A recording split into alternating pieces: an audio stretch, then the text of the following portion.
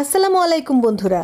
আমার মা নানি হওয়ার পর বুঝতে পেরেছে যে বাচ্চা কাচ্চার গায়ে হাত তুলতে হয় না, তাদেরকে মারতে হয় না। এখন আমার অভিযোগ, আমি কি ছোটবেলা বাচ্চা ছিলাম না, শিশু ছিলাম না, আমি কি বুড়ি ছিলাম?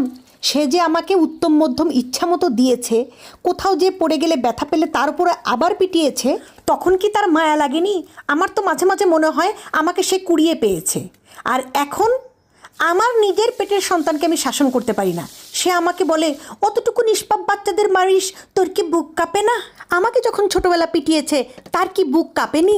আবার বলে আমরা অনেকগুলো পোলাপান একসাথে মানুষ করেছি, আমাদের অনেক ধৈর্য ছিল। আমার মেয়ে হয়ে তোর ধৈর্য নাই কি জন্য? চিন্তা করা যায় বন্ধুরা, এইভাবে পোল্টি খেয়ে দিল, একদম ডাহা মিথ্যা কথা বলে দিল। মানে এমন একটা ভাবসাব, সে আমাকে কোনোদিন শাসনই করেনি।